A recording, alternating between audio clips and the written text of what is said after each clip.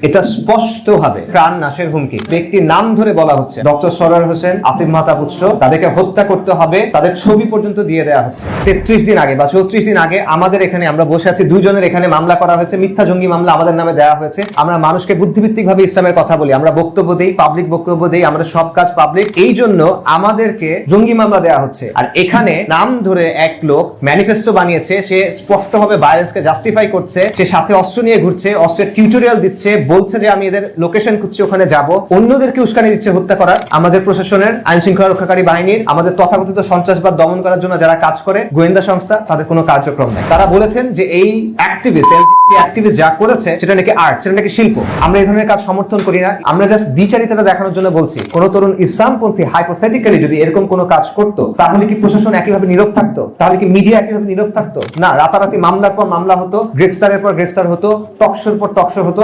যদি এই হুমকিপ্রাপ্ত শিক্ষকদের অথবা অন্য কোনো ইসলামপন্থী ব্যক্তির উপর কোনো হামলার ঘটনা ঘটে, তাদের কোনো ক্ষতি ঘটে, তাহলে এর দায়ভার ওই সংগঠন এবং ব্যক্তিদের ওপরেও বর্তাবে যারা এই হুমকির পক্ষে সাফাই গিয়েছেন। আজকের ঘটনার ব্যাপারে আপনারা সবাই মোটামুটি জানেন, আপনারা ডক্টর সরওয়ারের বক্তব্য শুনেছেন, আসিফ মাহতাব উৎসের বক্তব্য শুনেছেন। সম্প্রতি সামাজিক যোগাযোগ মাধ্যমে একজন এলজিবিটি অ্যাক্টিভিস্ট, তার নাম সাফওয়ান চৌধুরী রেবেল, তিনি ডক্টর সরওয়ার হোসেন এবং আসিফ মাহতাব উৎসকে প্রাণ নাশের হুমকি দিয়েছেন। তার একটা ফেসবুক আইডি ছিল অ্যান্টার্কটিকা চৌধুরী নামে, সেখান থেকে তিনি কিছু ছবি বা এই ব্যক্তি কিছু ছবি পোস্ট করেছে যেখানে সরাসরি হত্যার হুমকি আছে। একটি ছবি, সেখানে ডক্টর সরওয়ারের কাটা মাথা আঁকা হয়েছে, চোখ বের হয়ে আছে এবং একটা চাপাতির ছবি আঁকা হয়েছে এবং ক্যাপশনে লেখা হয়েছে kill public figures who are against your marriage rights. আমি কোট করলাম, আমি বাংলাটা বলি, তোমার বিয়ের অধিকারের বিরুদ্ধে যারা অবস্থান নেয় সেই পাবলিক ফিগারদের হত্যা করো। এখন এখানে একটা বিষয় স্পষ্ট করা দরকার, কার বিয়ের অধিকারের বিরুদ্ধে ওনারা অবস্থান নিয়েছেন। ডক্টর সরওয়ার বা আসিফ মাহতাব উৎস বা আমরা কেউই কারো বিয়ের অধিকারের বিপক্ষে না। এখানে মূল যে বিষয়টা সেটা হলো এই ব্যক্তি একজন এলজিবিটি অ্যাক্টিভিস্ট এবং আপনারা জানেন যে পাশ্চাত্যের সমকামী বিয়ে, এটাকে তারা বৈধতা দেয় যে ছেলে ছেলের সাথে বিয়ে করে বা মেয়ে মেয়ের সাথে বিয়ে করে, তথাকথিত এই জিনিসটাকেই সে এখানে ইঙ্গিত করছে। অর্থাৎ যারা সমকামী বিয়ের বিরুদ্ধে অবস্থান নেয় সেই পাবলিক ফিগারদেরকে হত্যা করো, এটা হলো তার বক্তব্য প্রথম যেটা। দ্বিতীয় আরেকটা ছবি যেখানে আসিফ মাহতাব উৎসের ছবি আঁকা হয়েছে, তার কাটা মাথার ছবি আঁকা হয়েছে, সেটা দিয়ে ফুটবল খেলছে এবং সেখানে ক্যাপশন দেওয়া হয়েছে me and my homies playing football with Asif Mahtab's decapitated head. আমি এটা বাংলা বলছি, কোট, আমি আর আমার দোস্তরা আসিফ মাহতাবের কাটা মাথা দিয়ে ফুটবল খেলছি। এটা হলো এই ব্যক্তি সাফওয়ান চৌধুরী, তার অ্যান্টার্কটিকা চৌধুরী নামের যে ফেসবুক আইডি, সেখান থেকে পোস্ট করা এবং এছাড়া আরো একাধিক ছবি এবং কন্টেন্ট সে বা তার সাথে জড়িত নেটওয়ার্ক ছড়িয়েছে। এটা স্পষ্ট হয়ে প্রাণ নাশের হুমকি। এখানে কোনো ধরনের অস্পষ্টতার সুযোগ নাই এবং আমরা ব্যাখ্যা করছি কেন এটা প্রাণ নাশের হুমকি। দেখেন, প্রথমে এখানে স্পষ্ট হয়ে বলা হচ্ছে কিল পাবলিক ফিগার্স, অর্থাৎ পাবলিক ফিগারদের হত্যা করো। এখানে স্পষ্ট ফিজিক্যাল ভায়োলেন্সের কথা বলা হচ্ছে, সরাসরি হত্যার ডাক দেওয়া হচ্ছে। দ্বিতীয়ত দেখেন, সুনির্দিষ্টভাবে ব্যক্তির নাম ধরে বলা হচ্ছে। আপনি জেনারেল কোনো কথা বলছেন না, আপনি স্পেসিফিক্যালি নাম ধরে বলছেন ডক্টর সরওয়ার হোসেন, আসিফ মাহতাব উৎস, তাদেরকে হত্যা করতে হবে, সেই হত্যার তাদের ছবি পর্যন্ত দিয়ে দেওয়া হচ্ছে। এটা হলো দ্বিতীয় পয়েন্ট। তৃতীয় পয়েন্ট হলো যে ভয় এবং আতঙ্ক তৈরির জন্য এটার একটা চিত্রায়ন করা হচ্ছে, ভিজুয়ালাইজেশন করানো হচ্ছে। স্কেচ এঁকে সে দেখাচ্ছে কিভাবে হত্যা করতে হবে, চাপাতি দিয়ে, মাথা বের করে, চোখ বের করে, মাথা দিয়ে ফুটবল খেলা হবে, এরকম। আপনি যদি বাংলাদেশের প্রচলিত আইনের দিকে তাকান, প্রচলিত আইন অনুযায়ী অনেক আইনের অধীনে এগুলো গুরুতর অপরাধ হিসেবে গণ্য হয়। যেমন ধরেন, এই এলজিবিটি অ্যাক্টিভিটিস যা করেছে তা পেনাল কোডের 506 ধারা অনুযায়ী ক্রিমিনাল ইন্টিমিডেশনের আন্ডারে পড়ে, অর্থাৎ ভয় দেখানো বা হুমকি দেওয়ার অধীনস্থ হয়।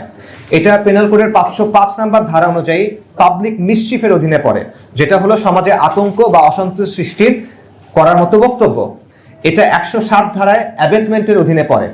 পাশাপাশি ডক্টর সরওয়ার স্যার বলেছেন যে এটা সাইবার সিকিউরিটির অধীনেও এই জিনিসটা পড়ে।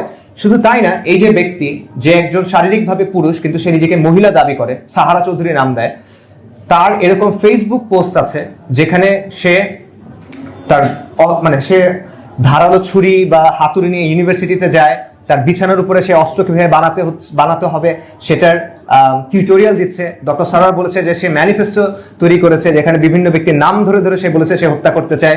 ফেসবুক কমেন্টে সে বলছে যে ওদের বাসার ঠিকানা কোথায়, আমি সেখানে যাব, তাদেরকে হত্যা করব। এখানে অস্পষ্টতার কোনো সুযোগ নেই।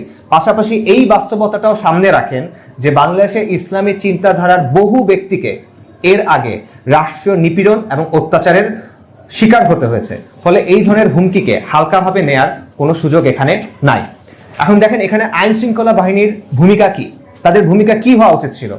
তাদের কর্তব্য ছিল যে প্রথমে এই হুমকিদাতাকে শনাক্ত করা, যে এই ব্যক্তি কে, সে কোথায় থাকে, তার সোশ্যাল মিডিয়া কার্যক্রম কি, তার সাথে কারা যুক্ত, তারা আসলে কি করতে চায়, এই জিনিসটা তাদের তদন্ত করা দরকার ছিল। তাকে জিজ্ঞাসাবাদ করা দরকার ছিল যে সে আসলে কি করছে। ভুক্তভোগী যারা ছিলেন তাদের সুরক্ষা দেওয়া দরকার ছিল, তাদের নিরাপত্তা নিশ্চিত করার দরকার ছিল। আপনি নাম ধরে ছবি এঁকে একজন মানুষের গলা কেটে মাথা দিয়ে ফুটবল খেলবে বলছেন, তাদের নিরাপত্তা নিশ্চিত করার যোগাযোগ করার দরকার ছিল, সেটা করার কোনো চেষ্টা করা হয় নাই। কেস করার দরকার ছিল। বাংলাদেশে আইন শৃঙ্খলা রক্ষাকারী বাহিনী আপনারা জানেন, যারা ইসলামী ভাবধারার মানুষ, তারা বই লেখেন, বক্তব্য দেন, বুদ্ধিভিত্তিক কাজ করেন। এই জন্য আমাদের বিরুদ্ধে মামলা করা হয়েছে।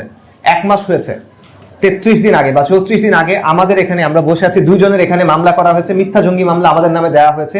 যেখানে আমাদের কাজ হলো আমরা মানুষকে বুদ্ধিভিত্তিকভাবে ইসলামের কথা বলি, আমরা বক্তব্য দিই, পাবলিক বক্তব্য দিই, আমরা সব কাজ পাবলিক, আমরা লেখালেখি করি। এই জন্য আমাদেরকে জঙ্গি মামলা দেওয়া হচ্ছে। আর সরকারের পক্ষ থেকে, এটিইউর পক্ষ থেকে মামলা দেওয়া হচ্ছে। এবং বারবার যোগাযোগ করার পর, কথা বলার পরে তারা কিন্তু এগুলো নিয়ে কোনো স্পষ্ট ব্যাখ্যা দেয় নাই। আর এখানে আপনি নাম ধরে এক লোক ম্যানিফেস্টো বানিয়েছে, সে স্পষ্টভাবে ভায়োলেন্সকে জাস্টিফাই করছে, সে সাথে অস্ত্র নিয়ে ঘুরছে, অস্ত্রের টিউটোরিয়াল দিচ্ছে, বলছে যে আমি এদের লোকেশন খুঁজছি, ওখানে যাব, অন্যদেরকে উস্কানি দিচ্ছে হত্যা করার। আমাদের প্রশাসনের, আইন শৃঙ্খলা রক্ষাকারী বাহিনীর, আমাদের তথাকথিত সন্ত্রাসবাদ দমন করার জন্য যারা কাজ করে গোয়েন্দা সংস্থা, তাদের কোনো কার্যক্রম নাই, নাথিং। তো আমরা বলবো যে এখানে এই দ্বিচারিতাটা কেন, এই দ্বিমুখিতাটা কেন, এই ডাবল স্ট্যান্ডার্ডটা কেন, এই বৈষম্যটা কেন। তো এই যে নীরবতা, এই যে তাদের নিষ্ক্রিয়তা, এটা আমরা মনে করি আমাদের সমাজের যে সিস্টেমিক ইসলামোফোবিয়া আছে, যে কাঠামোগত ইসলাম বিদ্বেষ আছে, সেটার একটা বহিঃপ্রকাশ। মিডিয়ার ভূমিকা, আপনারা এখানে অনেক মিডিয়া এখানে উপস্থিত আছেন, মিডিয়ার ভূমিকা এখানে অত্যন্ত দুঃখজনক ছিল। বেশিরভাগ মিডিয়ার উচিত ছিল এই বিষয়টা সিরিয়াসলি নেওয়া। শুধু আমাদের ইসলামপন্থীদের সাথে হয়েছে দেখে না, যে কোনো নাগরিকের সাথে এটা হলে মিডিয়ার দায়িত্ব হলে এই জিনিসটা সিরিয়াসলি কভার করা। কিন্তু এই জিনিসটা করা হয় নাই। জিনিসটা নিয়ে অনলাইনে তোলপাড় হয়েছে, এটা ভাইরাল হয়েছে, কিন্তু খুব অল্প সংখ্যক মিডিয়া এই বিষয়টা কভার করেছে। যারা করেছে তারা রিলাক্টেন্টলি করেছে, যারা করেছে তারা আংশিকভাবে করেছে। এবং মূল যে অপরাধ সেটার কথা না বলে দেখা গেছে যারা এর বিপক্ষে বিবৃতি দিয়েছে, বামপন্থীরা এটসেট্রা, তাদের কথাকে ফোকাস করা হয়েছে। এটা অত্যন্ত দুঃখজনক একটা বিষয় ছিল। সিভিল সোসাইটির ভূমিকা কি, তথাকথিত শিশু সমাজের ভূমিকা কি ছিল? তাদের দায়িত্ব ছিল এই হত্যার হুমকির বিরুদ্ধে স্পষ্ট অবস্থান নেওয়া। শিক্ষক সমিতি, বুদ্ধিজীবীদের সংগঠন, পেশাজীবীদের সংগঠন, তাদের উচিত ছিল খোলাখুলি এটার নিন্দা জানানো। রাজনৈতিক মতভেদ থাকলেও আমি কাউকে হত্যা করা হবে, তারও কাটা মুন্ডু নিয়ে ফুটবল খেলা হবে, এটার পক্ষে আমি নাই। ন্যূনতম এতটুকু সভ্যতা ভব্যতা তাদের মধ্যে থাকা উচিত ছিল। কিন্তু তারা একটা অংশ নীরব থেকেছেন, আরেকটা অংশ প্রকাশ্যে হুমকিদাতার পাশে দাঁড়িয়েছেন। তারা বলেছেন যে এই অ্যাক্টিভিস্ট যা করেছে সেটা নাকি আর্ট, সেটা নাকি শিল্প। আমি আপনাদের প্রশ্ন করি, যদি আজকে কেউ যারা এই বিবৃতিগুলো দিয়েছেন, এই ব্যক্তির পক্ষে যারা বিবৃতি দিয়েছেন, এই হুমকিদাতার পক্ষে যারা বিবৃতি দিয়েছেন, তাদের কারো কাটা মাথার ছবি এঁকে যদি ফেসবুকে পোস্ট করা হয় যে এদেরকে হত্যা করো, তখন কি তারা এটাকে আর্ট হিসেবে গ্রহণ করবেন কিনা? আমরা এই ধরনের কাজ সমর্থন করি না, ইসলাম এই ধরনের কাজ সমর্থন করে না, যে ছবি আঁকা হবে এটসেট্রা। কিন্তু আমরা জাস্ট দ্বিচারিতাটা দেখানোর জন্য বলছি, এই কাজটা যদি তাদের কারোর ব্যাপারে করা হতো তখন কি তারা এটাকে আর্ট বলতেন কিনা, শিল্প বলতেন কিনা? কিন্তু যখন এটা ইসলামী ভাবধারার মানুষের ক্ষেত্রে করা হচ্ছে, তখন এটা আর্ট, তখন এটা অধিকার দিতে হবে। আমরা দেখেছি ছাত্র ইউনিয়ন, গণতান্ত্রিক ছাত্র জোট, এরকম বামপন্থী ছাত্র সংগঠনগুলো প্রকাশ্যে এই হুমকিদাতার পক্ষে সাফাই গাচ্ছে। বামপন্থী কিছু অ্যাক্টিভিস্ট যাদেরকে থ্রেট করা হয়েছে, সেই ভিকটিমদেরকে উগ্রবাদী প্রমাণের চেষ্টা করছেন। এবং যারা প্রতিবাদ করেছে এই ঘটনার, বলা হচ্ছে যে তারা নাকি মব সন্ত্রাস করেছে। একজন হুমকি দিচ্ছে, সেটা অধিকার। হুমকির বিরুদ্ধে যারা বলছেন যে এই হুমকি বন্ধ করা উচিত, বিচার করা উচিত, এটাতে ব্যবস্থা নেওয়া উচিত, সেটা নাকি মব সন্ত্রাস। ওনারা মামলা করেছেন এটা নাকি মব সন্ত্রাস। এমনকি 162 জন কথিত বিশিষ্ট নাগরিক বিবৃতি দিয়ে হুমকিদাতার পক্ষে সাফাই গিয়েছে এবং বলেছে যে যারা ভিকটিম তাদের নাকি ক্ষমা চাইতে হবে। আজব অবস্থা। তারা মানবাধিকারের কথা বলে, তারা রাইটসের কথা বলে, তারা ওইটুক জায়গা থেকে তো তাদের উচিত ছিল যে এইখানে হত্যার হুমকির বিপক্ষে অবস্থান নেওয়া। কিন্তু এখানে তাদের নির্লজ্জ দ্বিমুখিতা এবং ডাবল স্ট্যান্ডার্ড ফুটে উঠেছে। এবং তাদের যে অবস্থান, সিভিল সোসাইটির যে অবস্থান, বামপন্থীদের যে অবস্থান, এটা সরাসরি ফৌজদারি অপরাধকে বৈধতা দেওয়ার অপচেষ্টা এবং ইসলামী চিন্তাধারার মানুষকে হত্যাযোগ্য করে তোলার প্রচেষ্টা। আপনারা জানেন ডক্টর সরোয়ার এবং আসিফ মাহতাব দুজনই ইতিপূর্বে হাসিনার আমলে রাষ্ট্রীয় নিপীড়নের শিকার হয়েছেন, রাষ্ট্রীয় জুলুমের শিকার হয়েছেন।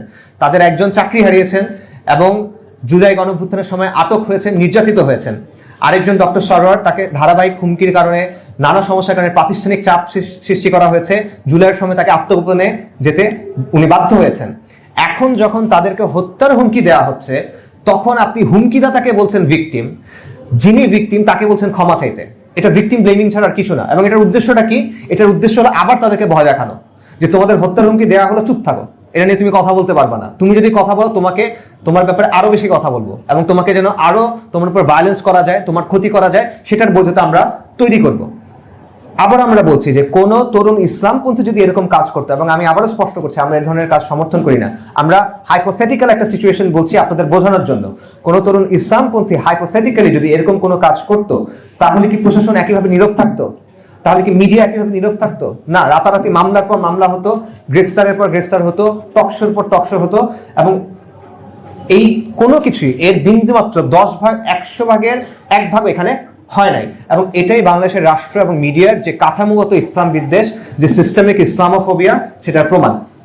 আওয়ামী জাহিলিয়াতের সময় বাংলাদেশে ইসলামপন্থীদের উপর রাষ্ট্রীয় নিপীড়ন, হত্যা, ক্রসফায়ার, নির্যাতন, এগুলো সবকিছু জাস্টিফাই করা হয়েছে।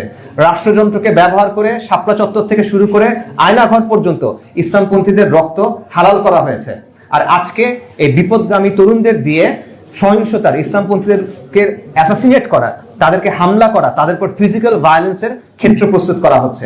এবং এই ঘটনা প্রমাণ করে যে বাংলাদেশের বামপন্থীরা আসলে ইসলামী ভাবধারার মানুষদের জানমালের উপর প্রকাশ্য হুমকিকেও বৈধ মনে করে। বাংলাদেশের বামপন্থীরা মনে করে যে যদি কেউ ইসলামী ভাবধারার হয়, তার জানমালের উপর প্রকাশ্য হুমকি দেওয়া যাবে, এটা কোনো সমস্যা নাই, বরং এটার অধিকার আছে। আর সেই ব্যক্তির এটার বিচার চাওয়ার অধিকার নাই। সে বিচার চাইলে এটা মব সন্ত্রাস, সে এটা থামাতে চায়, তাহলে এটা উগ্রবাদ। এবং এই যে হত্যার ইচ্ছাকে শিল্প বলা, মজলুমকে অপরাধী বানানো, এটাই হলো তাদের রাজনীতি, এটাই তাদের সুশীলতা, এটাই তাদের আদর্শ, এটাই তাদের নৈতিকতার প্রকৃত চেহারা। এবং আমাদের রাষ্ট্রের কি ভূমিকা? আমাদের রাষ্ট্রের ভূমিকা হলো এই সবকিছুর মধ্যে আমাদের রাষ্ট্র হলো নীরব দর্শক এবং নীরব সমর্থক। আমরা স্পষ্ট ভাষায় বলতে চাচ্ছি, ভবিষ্যতে আগামীতে যদি এই হুমকিপ্রাপ্ত শিক্ষকদের অথবা অন্য কোনো ইসলামপন্থী ব্যক্তির উপর কোনো হামলার ঘটনা ঘটে, তাদের কোনো ক্ষতি ঘটে, তাহলে এর দায়ভার ওই সংগঠন এবং ব্যক্তিদের ওপরেও বর্তাবে যারা এই হুমকির পক্ষে সাফাই গিয়েছেন। এখানে উদ্বেগজনক আরেকটা বিষয় আছে, সেটা হলো এই ঘটনার সুযোগ নিয়ে এই বামপন্থীরা প্রকাশ্যে এলজিবিটি বিকৃতির পক্ষে অবস্থান নিয়েছে। যেমন তাদের বিভিন্ন বিবৃতি এবং সোশ্যাল মিডিয়া স্ট্যাটাসে আপনারা কিছু শব্দ দেখবেন, তারা বলছে লিঙ্গ বৈচিত্র্য, ভিন্ন লিঙ্গের অধিকার, যৌন সংখ্যালঘু ইত্যাদি শব্দ ব্যবহার করছে। এই শব্দগুলো অর্থ কি? যৌন সংখ্যালঘু মানে কি? যৌন সংখ্যালঘু মানে বিকৃত যৌনাচার যে করে। যৌন সংখ্যালঘু মানে হলো সমকামী। লিঙ্গ সংখ্যালঘু, লিঙ্গ সংখ্যালঘু মানে কি? লিঙ্গ তো ছেলে আর মেয়ে, এর মানে লিঙ্গ সংখ্যালঘু মানে কি? এর মানে হলো ট্রান্সজেন্ডার, যে একজন মানুষ পরিপূর্ণভাবে সে সুস্থ, শারীরিকভাবে সে ছেলে, কোনো সমস্যা নাই, সে পিতা হতে পারবে বা পিতা হয়েছেও, কিন্তু সে হঠাৎ করে নিজেকে মেয়ে বলা শুরু করলো এবং সে মেয়েদের মতো পোশাক পরা শুরু করলো এবং সে সবার কাছে দাবি করলো যে আমাকে এখন মেয়ে বলে মানতে হবে, আমি মেয়েদের টয়লেটে যাব, আমি মেয়েদের হোস্টেলে যাব, নারী কোটায় আমি নির্বাচন করব। এটা হলো ট্রান্সজেন্ডার বা ভাইস ভার্সা। সো এই যে ভিন্ন লিঙ্গ দ্বারা এখানে বোঝানো হচ্ছে ট্রান্সজেন্ডার, আর যৌন সংখ্যালঘু দ্বারা বোঝানো হচ্ছে সমকামী। তা আপনি যখন বলেন যে ভিন্ন লিঙ্গের অধিকার, আপনি যখন বলেন যৌন সংখ্যালঘুর অধিকার, তখন তার এটা অর্থ কি দাঁড়ায়? তখন এটা অর্থ দাঁড়ায় আপনি সমকামিতার অধিকার চাচ্ছেন, আপনি ট্রান্সজেন্ডার অধিকার চাচ্ছেন, আপনি চাচ্ছেন একটা বায়োলজিক্যাল মেল, যে একটা সম্পূর্ণ পুরুষ, যে বাবা হয়েছে, বাচ্চার বাবা হয়েছে, সে গিয়ে নারীদের হোস্টেলে গিয়ে থাকবে, সে গিয়ে নারীদের টয়লেট ইউজ করবে, সে বাসে মহিলা সিটে গিয়ে বসবে। এই তো বেসিক্যালি আপনি চাচ্ছেন। তো এই তারা, এই বাংলাদেশের বামপন্থীরা এবং তথাকথিত সুশীল সমাজ, এরা অধিকার সুরক্ষা এবং অন্তর্ভুক্তিমূলক পরিবেশের নামে মূলত সমকামিতা এবং ট্রান্সজেন্ডার বাদের পক্ষে অবস্থান নিয়েছে, যেটা আমরা এখানে স্পষ্টভাবে দেখছি। অর্থাৎ হত্যার হুমকিকে, একদিকে তারা হত্যার হুমকিকে আড়াল করছেন, হত্যার হুমকিকে সাফাই গাচ্ছেন, হত্যার বৈধতা তৈরি করছেন, মানুষকে হত্যাযোগ্য করে তুলছেন। অন্যদিকে তারা পাশ্চাত্যের এই যে জাহেলি জঘন্য এলজিবিটি এজেন্ডা, এটা আমাদের সমাজে নর্মালাইজ করার, বৈধতা দেওয়ার, প্রচলন করার অপচেষ্টা চালাচ্ছেন। অথচ এই এজেন্ডা আমাদের ইমান, আকিদা, তেহজিব, তমুদ্দুন বিরোধী, এটা পরিবার বিরোধী, সমাজ বিরোধী, সভ্যতা বিরোধী। বাংলাদেশের মুসলিমরা শুধু না, বাংলাদেশের হিন্দু, বৌদ্ধ, খ্রিস্টান, অন্যান্য এথনিক গোষ্ঠী যত আছে, অন্য ধর্ম যারা আছে, তারা কেউ তাদের পরিবারের জন্য, তাদের কমিউনিটির জন্য এই বিষয়গুলো চান না। তারা কেউ চান না যে নর্মালাইজেশন হোক, কিন্তু এই জিনিসটা অধিকারের নামে এবং অন্তর্ভুক্তির নামে চাপিয়ে দেওয়া হচ্ছে, এবং এটার ফোরফ্রন্টে আছে, এটার ভ্যানগার্ড হিসেবে কাজ করছে এই বামপন্থীরা এবং এই এনজিও লবির লোকজন। আমরা এই হুমকির তীব্র নিন্দা জানাচ্ছি, এর পক্ষে বামপন্থীদের যে অবস্থান সেটার তীব্র নিন্দা জানাচ্ছি, এবং এভাবে এলজিবিটি এজেন্ডার নর্মালাইজেশনের যে অপচেষ্টা চলছে সেটার প্রতিবাদ জানাচ্ছি, এবং আমরা আহ্বান জানাচ্ছি, এক, অবিলম্বে হুমকিদাতাকে আইনের আওতায় আনা হোক। দুই, হুমকিদাতার পক্ষে যারা সাফাই গিয়েছে, হুমকির পক্ষে যারা সাফাই গিয়েছে, সেই সংগঠন ও ব্যক্তিদের জবাবদিহিতার আওতায় আনা হোক, তদন্ত করে দেখা হোক তাদের এর সাথে কোনো সম্পর্ক আছে কিনা। তিন, ভিকটিমদের নিরাপত্তা নিশ্চিত করার জন্য যথাযথ ব্যবস্থা নেওয়া হোক। এবং চার, এলজিবিটি এজেন্ডাকে স্বাভাবিক করার জন্য যে কোনো প্রচেষ্টা বন্ধ করা হোক। আপনার সবাইকে ধন্যবাদ।